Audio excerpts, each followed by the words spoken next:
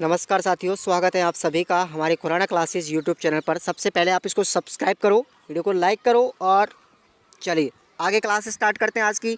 Telegram को join जरूर कर लेना भैया, आपको डिस्क्रिप्शन बॉक्स में लिंक दिया गया है टेलीग्राम का, ठीक है ना। और आप शुरू करते हैं आज की इस क्लास में। हम आपको निशान लगवा रहे हैं क्वेश्चनों पर, आप लोग निशान लगा लीजिए, ठीक है। 5वां यूनिट है हमारा स्वास्थ्य एवं शारीरिक शिक्षा का। इसके बाद ये अंतिम यूनिट है, ठीक है ना। ये 5वां यूनिट अंतिम है, इसके बाद हमारा 9वां पेपर स्टार्ट होगा। चलिए, कैलेस्थेनिक व्यायाम के लिए प्रयुक्त की जाने वाली विधि कौन सी है? आंसर होगा आपका आदेश विधि, याद रखेंगे, ठीक है ना। शारीरिक शिक्षा एवं खेलकूद के क्षेत्र में किसी कौशल या हरकत को सिखाने के लिए कौन सी विधि सबसे महत्वपूर्ण है? इसका नाम याद रखना, पूर्ण कौन सी है? यह है अपनी अंशपूर्ण विधि। कौन सी है? पूर्ण अंशपूर्ण विधि। नेक्स्ट क्वेश्चन है, शारीरिक शिक्षा खेलकूद के क्षेत्र में छोटे बच्चों के लिए सबसे उपयोगी विधि कौन सी है? अनुकरण विधि, याद रखते जाइए। कबड्डी खेल को एशियाई खेलों में प्रदर्शन के रूप में कब शामिल किया गया? तो 1982 के अंदर शामिल किया गया था, ठीक है ना भाई। चलिए अगला क्वेश्चन देखेंगे आप लोग। अगला क्वेश्चन है, कबड्डी खेल को एशियाई खेल के रूप में प्रतिस्पर्धा हेतु कब शामिल किया? प्रतिस्पर्धा के लिए 1990 में किया गया था। और भारतीय कबड्डी संघ की स्थापना 1952 में हुई थी, ठीक है ना, याद रखना आप लोग। अगला क्वेश्चन देखेंगे, निम्नलिखित में से किस राज्य में खो खो सबसे अधिक खेला जाता है? सबसे ज़्यादा लोकप्रिय कहाँ का है? खो खो महाराष्ट्र का है, ठीक है। और kho kho federation of India का गठन कब किया गया? 1955 में किया गया था। ये डेट याद रखना, प्रश्न तो आएगा। खो खो को एशियाई खेलों में प्रदर्शन के रूप में कब शामिल किया गया? 1982 में किया गया। एशियाई खो खो फेडरेशन कब गठन किया गया था? एशिया खो खो फेडरेशन का गठन 1987 में किया गया था, ठीक है। खो खो में पकड़ने वाले खिलाड़ी को क्या कहते हैं? उसको हम एक्टिव चेंजर कहते हैं। क्या बोलेंगे? Active changer. बास्केटबॉल का आविष्कार किस देश में हुआ था? अमेरिका में हुआ था। बास्केटबॉल फेडरेशन ऑफ इंडिया की स्थापना कब हुई थी? 1950 में हुई थी। रिवीजन करते जाओ फटाफट, मोटा मोटा। अंतर्राष्ट्रीय बास्केटबॉल संघ की स्थापना कब हुई थी? 1932 में हुई थी। बास्केटबॉल से संबंधित है तो ब्लॉकिंग बास्केटबॉल से संबंधित है, ठीक है।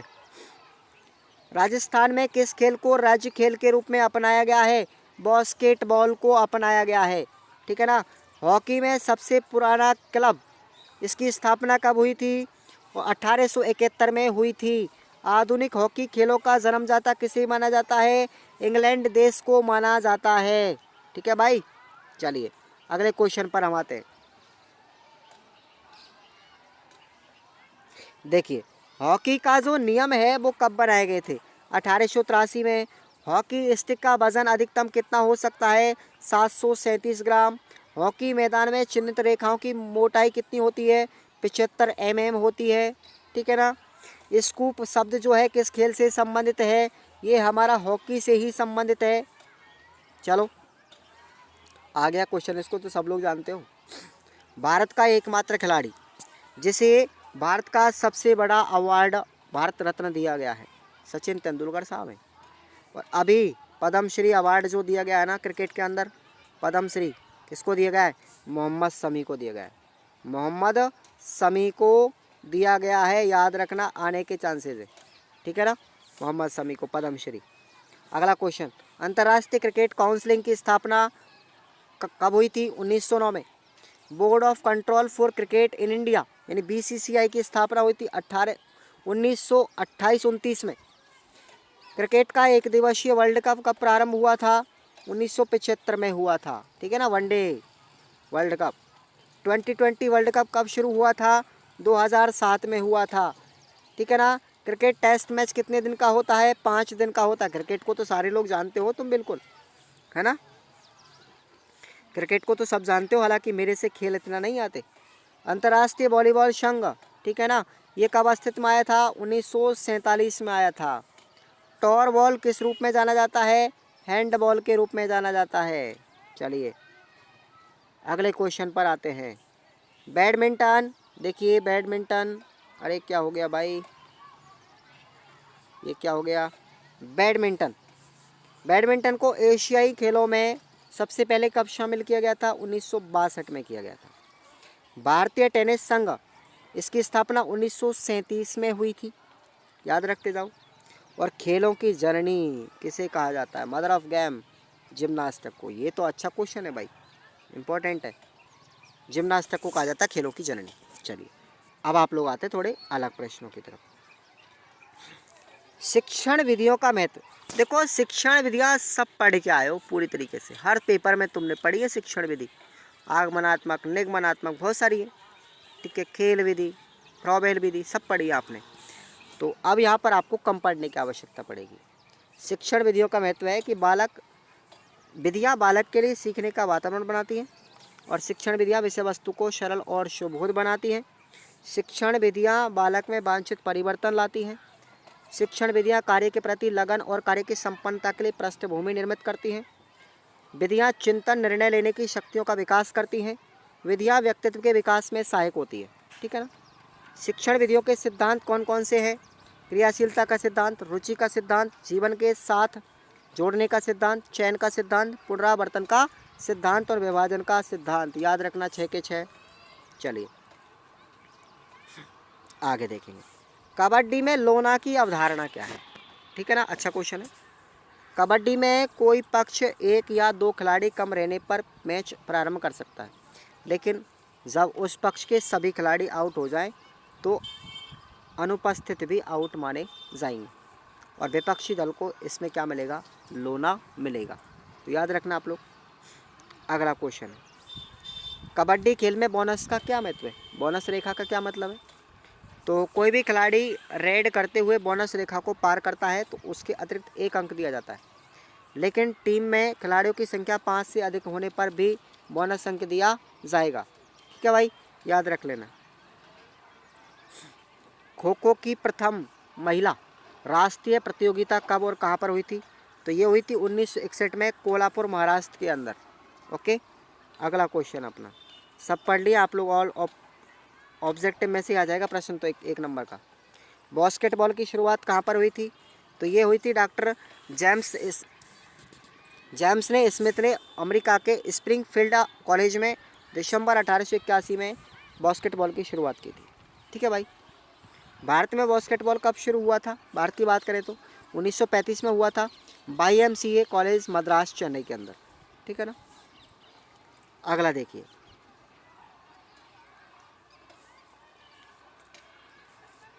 भारत में ओलंपिक खेलों में भाग लेना कब प्रारंभ हुआ था, तो 1928 में हुआ था, एम्स्टर्डम यानी नीदरलैंड में ओलंपिक खेलों की जब शुरुआत हुई थी तब, ठीक है ना।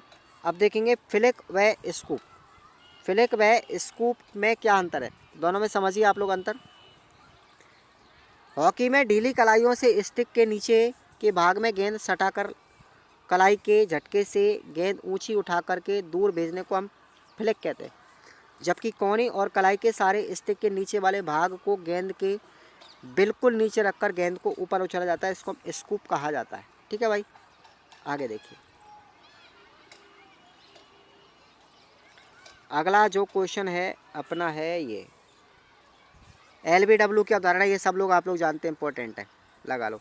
LBW क्रिकेट में होता है ना, ये सब लोग जानते हो आप लोग, पढ़ लेना अच्छे से, ठीक है ना। और मैं अब निशान लगाऊंगा। भारतीय लोग बैडमिंटन को पूना क्यों कहा जाता है, भारत में ये खेल सबसे पहले पूना महाराष्ट्र से प्रसिद्ध हुआ।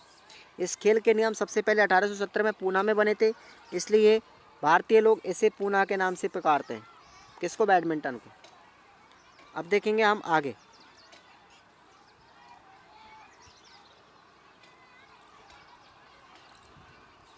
देखिए अब लघुत्तरात्मक प्रश्नों पर आप लोग निशान लगाइए। मेरा गला बैठ चुका है साथियों, बोलते बोलते आप लोग निशान लगा लीजिए, आप लोग पढ़ लेना उन क्वेश्चनों को, मैं आपको बता रहा हूँ फिर भी, ठीक है।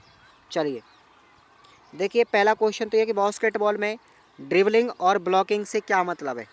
एक क्वेश्चन तो आप लोग ये निशान लगाइए, फटाफट लगाते जाओ निशान आप लोग। अगला क्वेश्चन है, देखेंगे आप लोग, हॉकी के खेल मैदान की विशेषताएं, ठीक है, 2 क्वेश्चन हो गए, लगाते जाओ निशान। अगला है ये क्वेश्चन है फुटबॉल खेल के निम्नलिखित शब्दों से क्या मतलब, जैसे कॉर्नर किक किसे कहते हैं, पेनल्टी किसे कहते हैं, ऑफसाइड किसे कहते हैं, ट्राई वेकर किसे कहते हैं और थ्रो इन किसे कहते हैं। ये 5 पॉइंट है, इनमें से एक क्वेश्चन आएगा ही आएगा, ध्यान रखना आप लोग।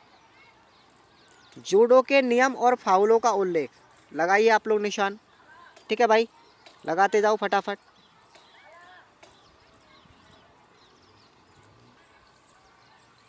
जूडो के नियम और फाउले का उल्लेख, अच्छा क्वेश्चन है ये, ध्यान रखना आप लोग। नेक्स्ट हमारा क्वेश्चन आता है यहाँ पर